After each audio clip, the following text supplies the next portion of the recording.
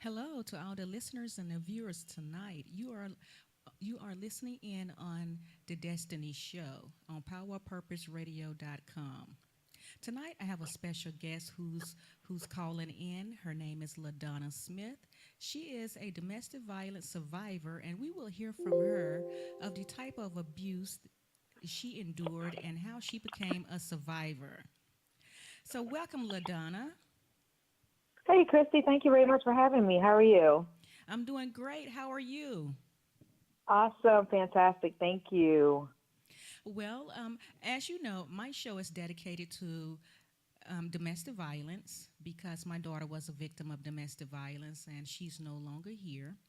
And I like to introduce women that have taken the steps to get out of domestic violence and who are survivors. And it is such a pleasure to have you speak on domestic violence and if you can tell us some of the type of abuse you endured so that the listeners that are listening in and the viewers can understand what domestic violence is. Absolutely. First, let me give you my condolences for the loss of your daughter.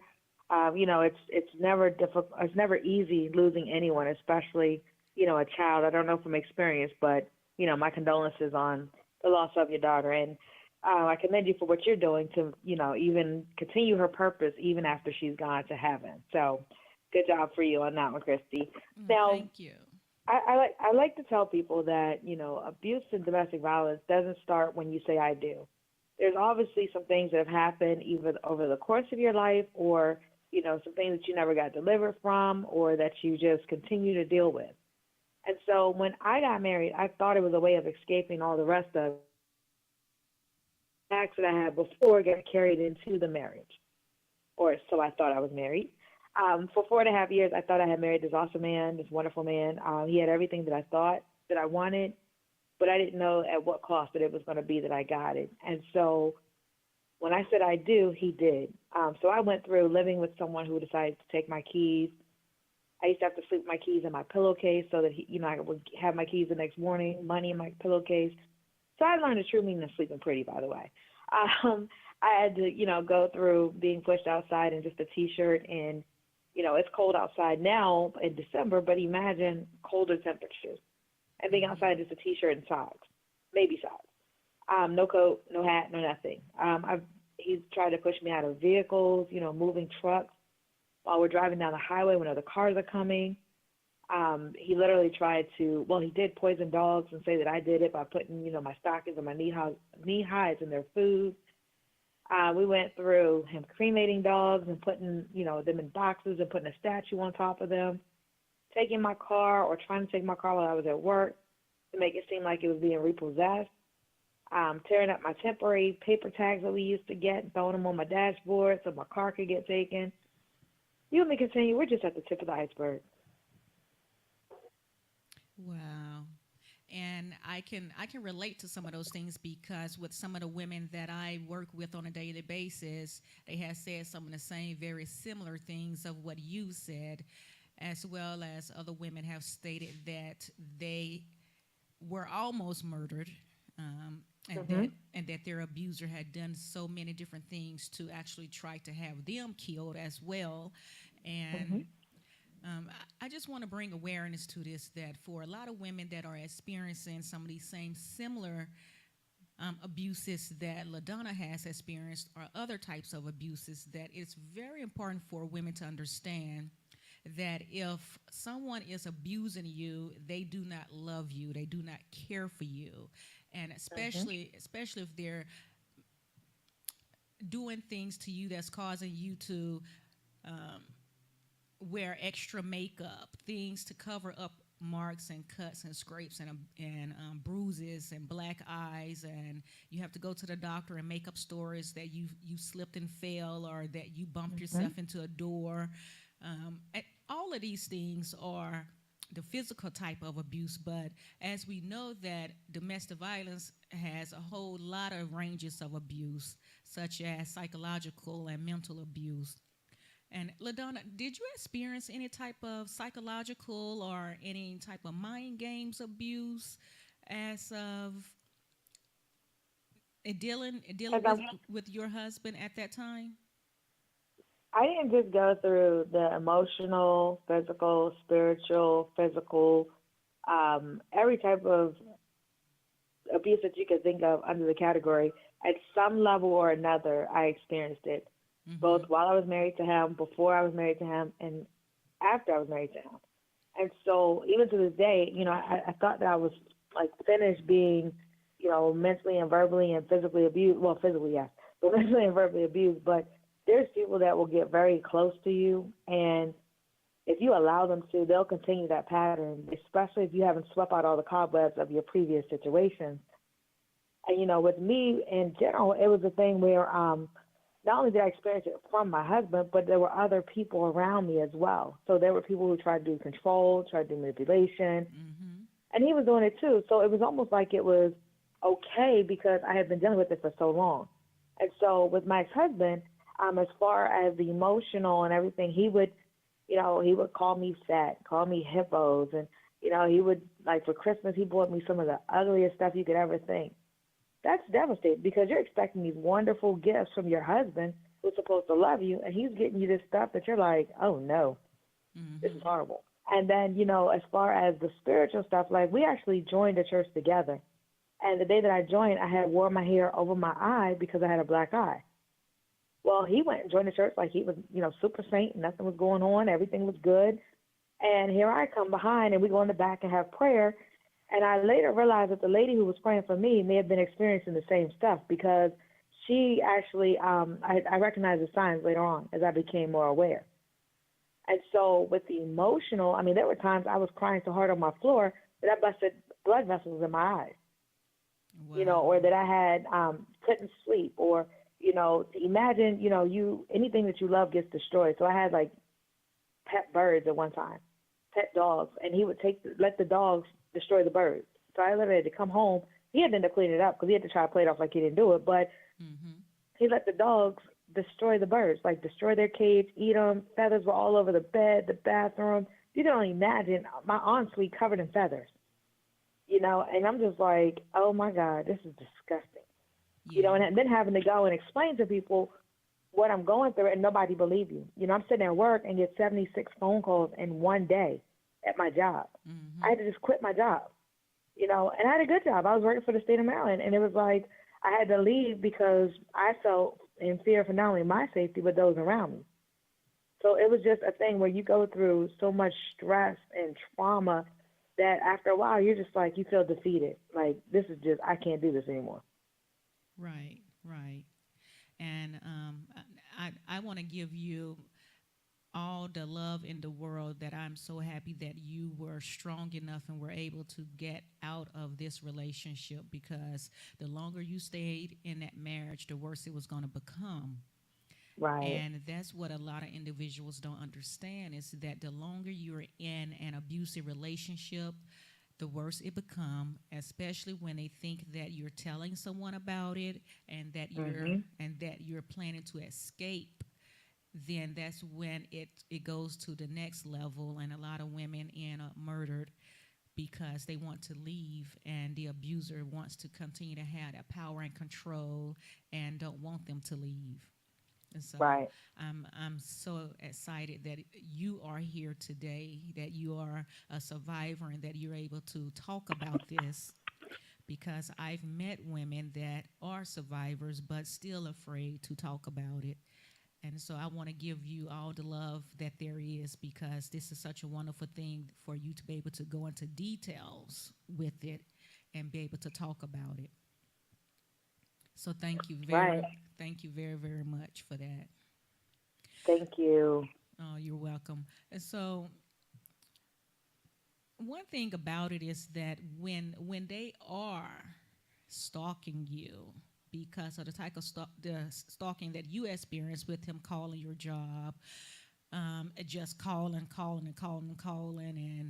just checking up on you and following you and these are some behavior patterns that a lot of women experience in the beginning of dating, but they look at it as that you know as love, and that is not love for you to be stalked and followed and for you not to have any freedom. Uh-uh. Absolutely not. I mean, we had some of our biggest arguments because I literally worked 10 minutes from where we lived at. And if it took me 15 minutes, I was cheating. I'm like, dude, there's traffic, there's lights. Mm-hmm. Maybe I didn't want to speed. Maybe I was just taking my time getting to the car. Maybe I had to use the restroom before I left. Anything. But Right. 5 minutes?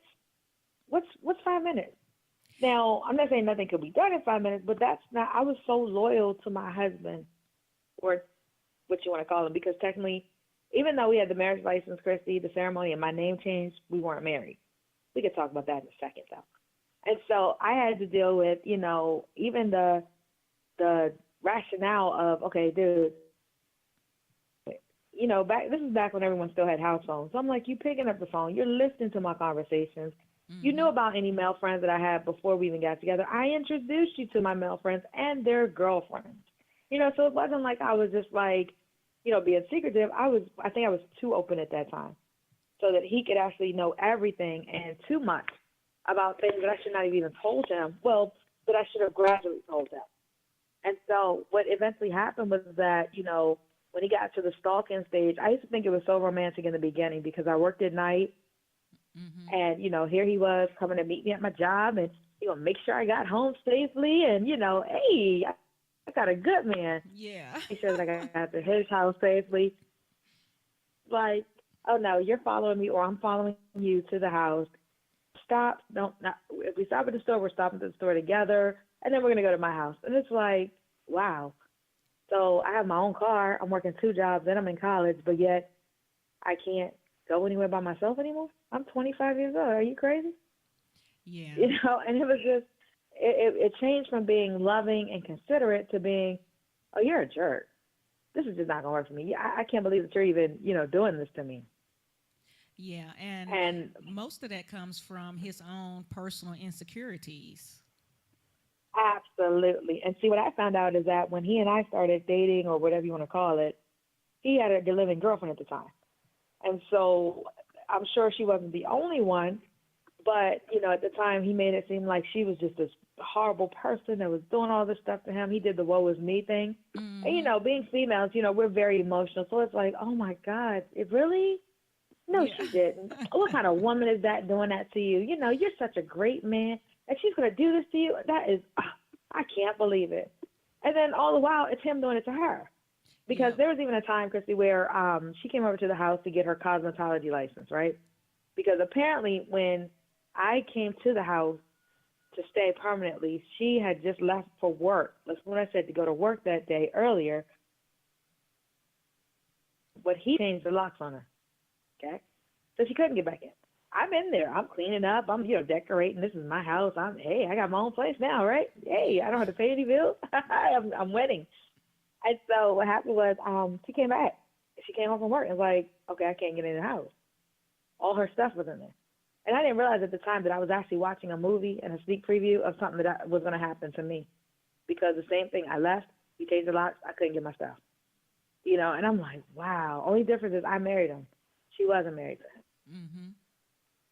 So even the whole spill with, the police, I learned so much from watching what he went through with her, but then I became her. And so, honestly, I'm gonna tell you one of the biggest, hardest things I had to do was humble myself and actually find her on Facebook, apologize to her, and now she and I are friends on Facebook. Wow. Wow. You know, that's hard because first of all, and again, I've only been a woman. We're not having the other woman be our friend. Okay, we don't care whose fault it is. I'm not gonna be your friend because you took my man or you were with my man. Bottom line. She got past that. We did this as two grown adult women, mature women, sat down, had a conversation on Facebook. I explained the details. I apologized. I didn't know. I was wrong. And from that point on, we encourage each other. We don't speak every day. We're not BFFs or anything, but we do have conversations. She does like my statuses. I like her statuses. We look at each other's pictures because here's the thing, Christy. He's now married with children with someone else. So why should she and I spend the rest of our lives mad at each other over something that he did? Right, right. And then one thing about it is when you bring children into a violent home and violent situations like this, then the children become abusers. And And so if he didn't get any type of help, any type of counseling, any type of treatment for his anger management and his control issues and his jealousy, you know he's doing it to his wife. Hmm. And that's the thing about it. It's easy to depict the perfect family, the perfect pictures. It's easy to pose for pictures. It's easy to do a mannequin challenge and make it seem like your life is perfect. But the thing about it is the reality, once that door shuts or once those windows close and those blinds close, it could be a Right. whole different reality. It is. Now, has he changed? I don't know. Do I still see him from time to time? Yeah, I see him in passing. I even went to Chrissy. Another hard thing I had to do. Um, I had to go. I said, God, if I ever got the opportunity to tell him that I forgive him, I'll do it. I was lying. I didn't really think I was going to do it, to be honest with you. And you know what happened, Chrissy? I went and visited a church. Okay, and when I visited the church, I actually went and I ran into him. Okay, Hmm. I had no idea.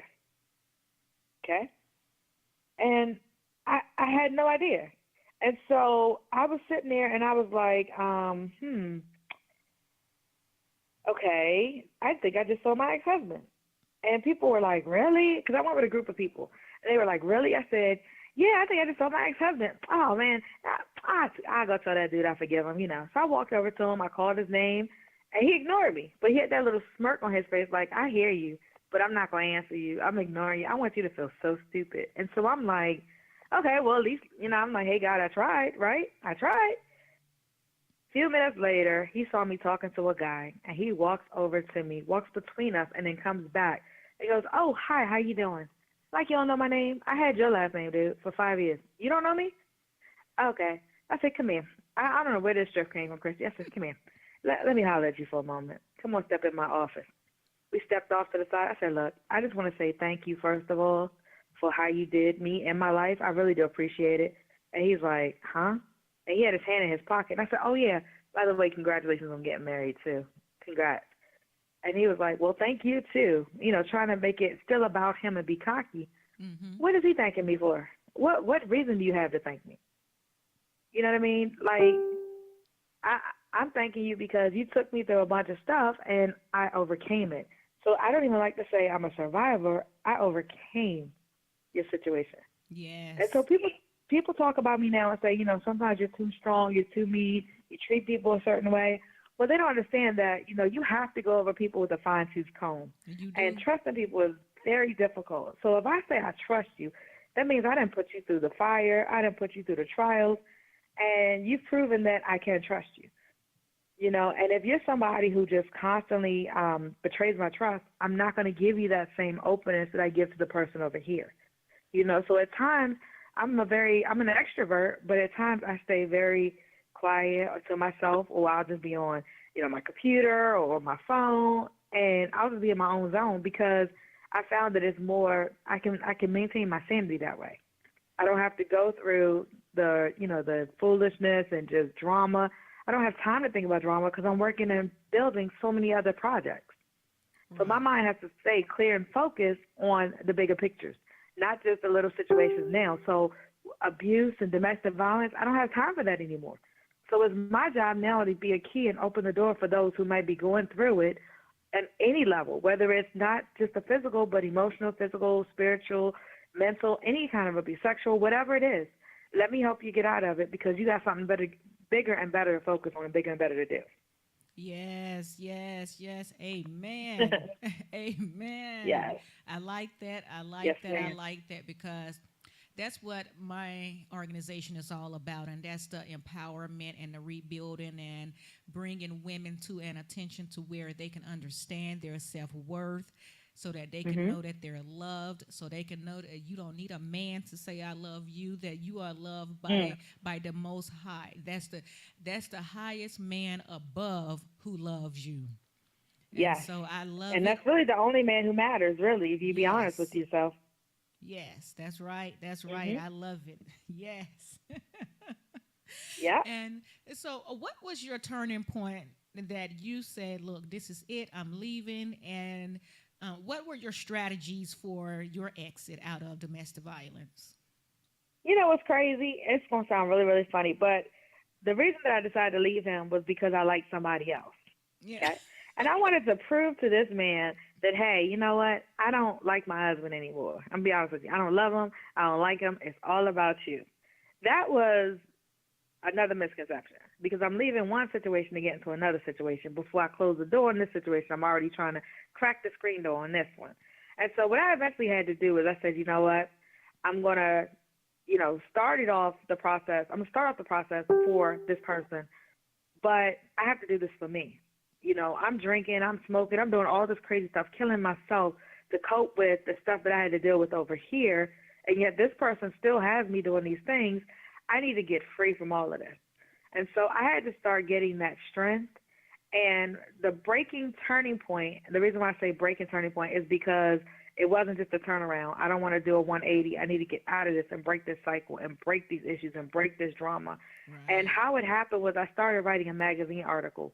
And I said, you know what, I'm going to get him back because remember I said earlier I thought I was married, even though we had the name change and the ceremony and all that good stuff? Mm-hmm. Well, here's the thing, Christy. Before me, during me, and after me, he was married to someone else. So technically, I went through all of this for 4.5, almost 5 years, only to not even be married to this man. Okay? Wow. So, exactly. That's what I was waiting for. So with that being said, it was a thing where my breaking turning point was me saying, okay, I'm going to get on Get Back. Here's what we're going to do. I'm going to write an article. I'm going to tell all his business because he won the court case. I filed for divorce. He filed for an annulment. His annulment case beat my divorce after almost 5 years in Maryland. Shouldn't have happened. So you know what? I'm going to get you back. You won that one, bro. I got you.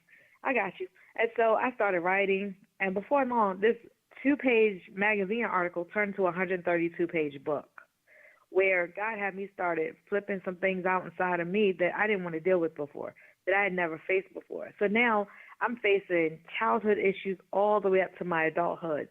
But yet I'm getting free from them at this point. Mm-hmm. So here I am, somebody that had thought I was getting back at him, and really I was getting at myself. It was a boomerang effect. But the thing is, it made me change who I was. So when I used to have this bad temper, don't get me wrong, I'm still working on it, but it's not as bad as it could be. Certain things where people will try you and just try to really get you in that mood. I'm like, man, I'm not even dealing with that with you. Go on, whatever. You be mad. You be miserable. I ain't got time for it. And so when I married Satan, all of a sudden, guess what? It started changing around because I was no longer holding on to bondage and bags and secrets anymore. I was free. Whatever I needed to tell, it was off of me.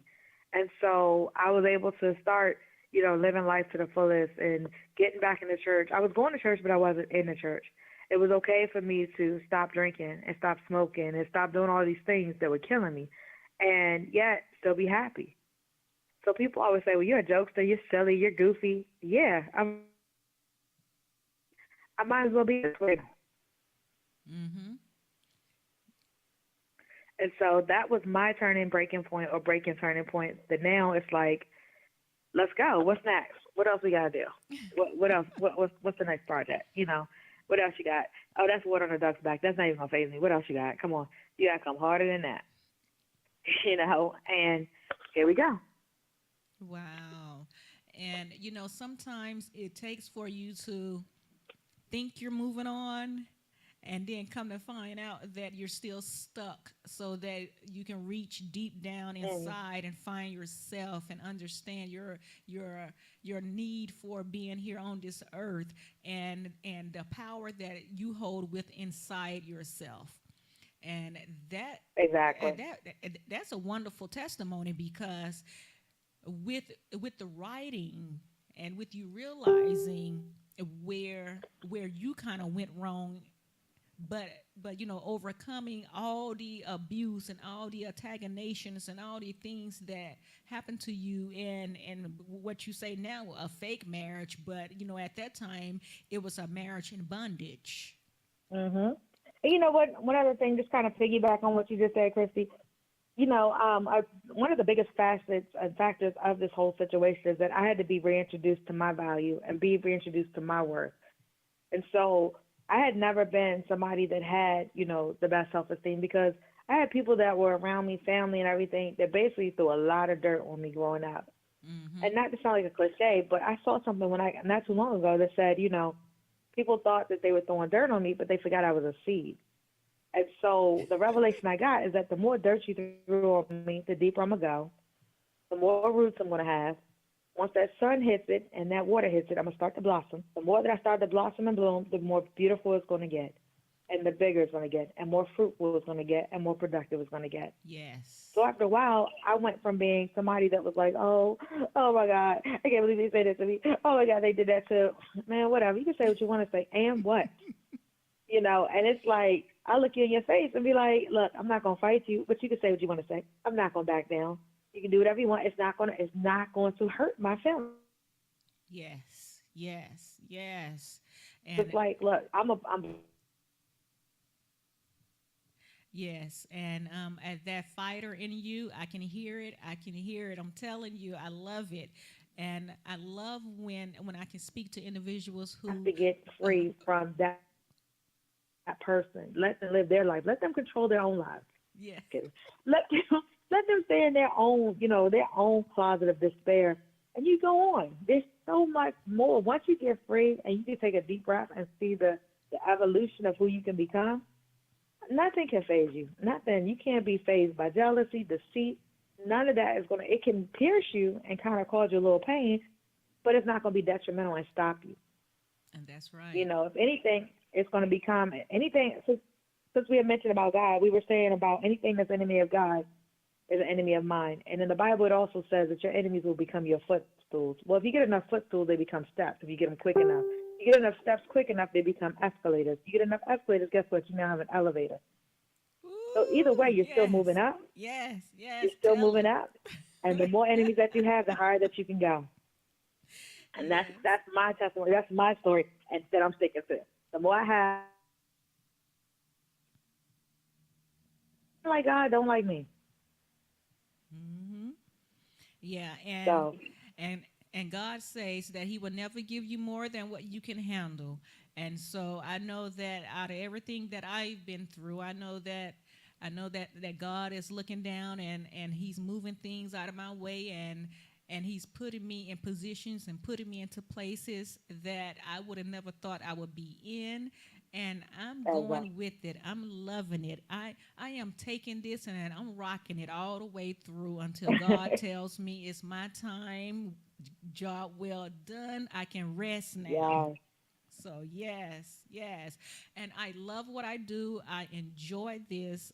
I enjoy teaching. I enjoy just telling women and children about domestic violence. I just love it Mhm. because it's time You know, for a wake up. This is a wake up call to everyone. Is that if you're not raising your children right, and if your children are in these dangerous households, then think about what your child is going to become later in life. It, I think that everyone that has children that they should talk to them about learning how to respect themselves and how to respect others, not to put your hands on other people. Stop mhm, disrespecting individuals. Stop cursing them out. Stop fighting people. I think it's time mhm. that everyone, you know, comes around and have a wake up call because if not, it's going to be a lot of people murdered because of domestic violence, because of Mhm. control. Mhm. Individuals want to take over someone else's life. Mhm. And you know what else, Christy? I learned too that domestic violence is not just between a spouse and an individual. It could be between a parent and a child. It could be between a child and a parent. It could be between domestic just simply means at home, or in the, outside of the public. And so it could be, I look at it like this. If you have a parent or a sibling or anyone else who hasn't dealt with their own issues Mm-hmm. and they bring it towards you, that's going to cause you to have a different type of mindset, and then when you go out in the world and have to deal with other people, a different type of mindset. And so people think I'm crazy when I say I'm glad that I went through all I went through. They're like, huh? Yeah, I am. Because there's been so many people that have come to me like, girl, you married Satan? Oh, I married his brother. Oh, I married his cousin. I married his wife. I married, his sister. All types of things. And it's like, the amount of people that have been able to get free. Okay, let put it this way, Christy, when you're doing your show, I just heard this in my spirit. When you're doing your show, that show, every time you give words of wisdom, not advice, because, well, not opinions, because opinions, anybody can have that. Advice is something that you come from experience. So anytime you give advice and words of wisdom, guess what? Those are keys that are unlocking somebody else's bondage. Yes. And so don't worry about the number of people that you think may be listening or tuned in. It's much bigger than that, because they're going to tell somebody and they're going to tell somebody. And so this is almost like, you ever seen a trash truck pick up trash and some of it fall off? Mm-hmm. Well, these are also your seeds. And as you're driving, some of those seeds are falling off places that you don't even know. So there are people's lives that are being impacted by, words and advice that you've given that you've never even met, that you may never meet. But just know that you have blossoms and blooms all over the place. I just see that, literally. Yes. Thank you. Thank you. You're welcome. You're and welcome. and I also would like to give a shout out to you and your organization for being a sponsor of my organization, Finding Your Destiny. So, can you please Yes, just give us a little clips on what your organization is and what you do? absolutely. So I am actually the owner of Prince George's County's first professional sports team. We are under the American Basketball Association. The team's name is PG Valor. And so we're partnering with, organizations like yourself and other community partners so that we can give you guys increased awareness. We believe in what you guys are doing for the community, and we want to use us as that platform to help you guys get exposure and to help you guys be able to continue to spread your messages. And so this is God's team. Valor came from mighty men of valor in the Bible. And we don't just teach guys or help them get better on the court. We also try to get them better off the court in their lives, be better husbands and boyfriends and, children's fathers and all that good stuff. And the thing about it is we've experienced so much as a team in such a short amount of time that I know that there have got to be some major things that are going to get ready to take place for this team. So most recently, we've dealt with different situations, but even on Christmas Eve, we just lost our assistant coach. And so it's like to have to go through that, but the team comes together, shows that family support, that love for one another. And I have guys on all levels. It is a men's team. I have guys on all levels who might not necessarily go to church every week. But guess what? When they're in our practices or in our meetings, we're praying. If they're going through something, they're on the phone like, can you guys pray for me? And you might see somebody say prayers up or, different lingo, but it's from their heart. And so the PG Valley basketball team, we're here. We've had lots of challenges, but guess what?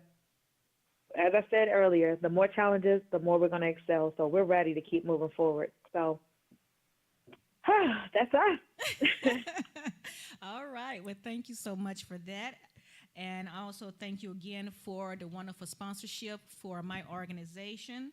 And we look Absolutely. forward to partnering with you and becoming a annual recipient and helping you in Absolutely. any of your endeavors that you are facing. I appreciate it. If you can't Yes. do anything else, just pray for us, Christy. Yes, I sure will. So if there's anyone out there that's in a domestic violence relationship or just needs some counseling or needs some resources, please call. It is a Maryland statewide number, and it is the domestic violence helpline. And that number is 1-800-634-3577. And we've just had another wonderful show here on the Destiny Show, the show that heals hearts, minds, and souls. If you would like to reach out to me, I'm Christy Johnson. You can reach me at www.findingyourdestiny.org, and that's FINDINGYOURDESTINY.org. Thank you, and you have a blessed night.